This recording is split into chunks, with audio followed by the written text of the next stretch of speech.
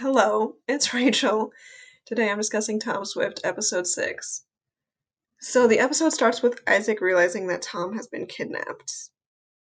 And after informing Zenzi that Tom is missing, the two of them locate Rowan because they think he's been taken by the road back because who else would have done it?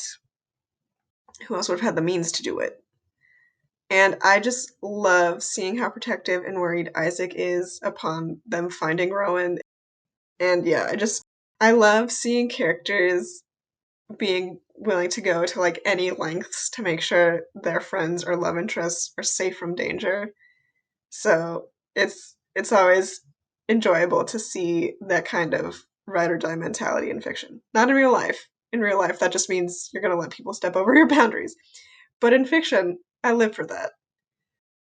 But back to the situation of Isaac and Zenzi finding Rowan. So they learn pretty quickly that the road back was not who grabbed Tom. So, oh, how the plot thickens. But after Rowan insists on helping Zenzi and Isaac, we return to what's going on with Tom. And so Tom is being put through some ominous tests. The first one, he has to basically invent his way out of a room by creating a phone from some parts. The second one, there's an obstacle course where there are paint guns that he has to avoid. And upon completing the second test, Tom is tranquilized. But Zenzi, Isaac, and Rowan quickly find him after that. And it's clear that Tom's kidnapper knew people were going to come to his rescue because there's a syringe left next to Tom's unconscious body, which Zenzi uses on him because she recognizes the compound, and he quickly wakes up. So after a quick reunion for Tom and Isaac and Tom and Zenzi, Tom registers that Rowan is also there, and he just immediately starts flirting. And Rowan was perceptive to it. Rowan could not stop smiling. Like, literally, every time Tom would speak, he would just be beaming. And, like, he basically admitted he wanted to kiss Tom again with Tom's comment of, are you here to kill me or kiss me? And Rowan was like, you're alive, aren't you? Like, oh my gosh. Rowan is so gone for Tom. I am so gone for them. I'm thriving. Thank you, writers, for my life. Tom then ropes everyone else into helping him finish these tests because he believes the people who kidnapped him are holding a woman hostage and that she'll die if he doesn't complete whatever they have in store for him. So, as you'd probably expect, given the situation, Tom gets separated from his friends. And then he's put in a position of his friends are in one room, this woman's in the other, and he has to choose which room to save, as the one he chooses will get oxygen, the one he doesn't will get some kind of gas.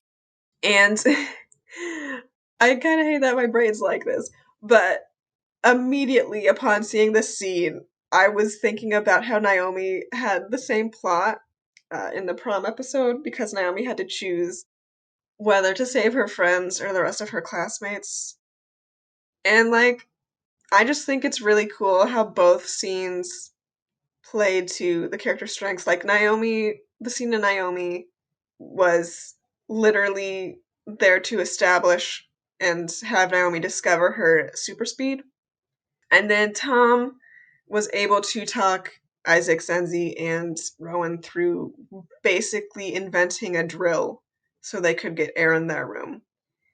And since he wasn't physically able to help them because he was in a different room. And I also love situations like this where the character is like able to use some kind of cheat to like save both. So that was pretty satisfying. But before any of them have the chance to be relieved that they're not dying, all four of them are tranquilized. And next thing Tom knows, he wakes up in his mansion. And while from the start I was thinking that this situation was very twisted, I was reeling from Tom being in his mansion because, like, either that means they were able to invade his personal home or they created a replica of his home, which is Both are very creepy. But then we have the reveal that Lorraine was doing this shit.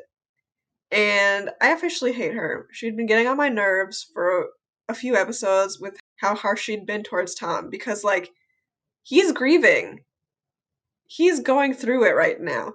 And even though Tom knows his dad is actually alive, like, watching that ship explode has to be traumatic.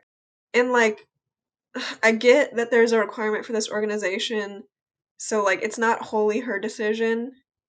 But, like, still, what kind of sick manipulative bullshit is this? She had Tom thinking he was literally about to die or that he was about to lose his friends forever as a test to quote unquote prove himself. Like, she really just put him through what was probably the most traumatic day of his life, and it was just for the sake of determining whether to entrust him or not with this family secret. Like, Tom deserves better parents. This is horrendous. I'm so tired of the mindset that the ends justify the means. Like, fuck off, you're just trying to skirt responsibility for your harm. I'm glad Tom told Lorraine that Barton is alive, though, because it's clear that this secret has been weighing on Tom. And, like, even though I can't stand Lorraine's guts anymore, she's clearly able to keep a secret. So, like, in terms of telling people's dangerous for them, I think we're safe. I think she'll be fine. And then, because the writers won't let us have a moment to rest, the episode ends with Zenzi finding Isaac unconscious and unresponsive. So, I truly don't know where to begin with this little cliffhanger because like I barely recovered from Tom's kidnapping and his day of being terrorized and like now Tom and Zenzi have a clock to save Isaac's life. Like I'm reeling. I It's too much. So yeah, I think that's about it for my thoughts. Sorry if this felt a bit disjointed and more like me summarizing than like sharing opinions. But the reveal of Lorraine being Tom's kidnapper kind of really pissed me off. And it kind of shoved all other thoughts I had on this episode out of my head because I was just so mad. So, yeah, I kind of can't think about anything else that happened. But yeah, as always, if anyone has any thoughts on the episode, feel free to leave a comment because I'd love to continue chatting about this show. And I'll catch you guys for episode 7 next week. Bye.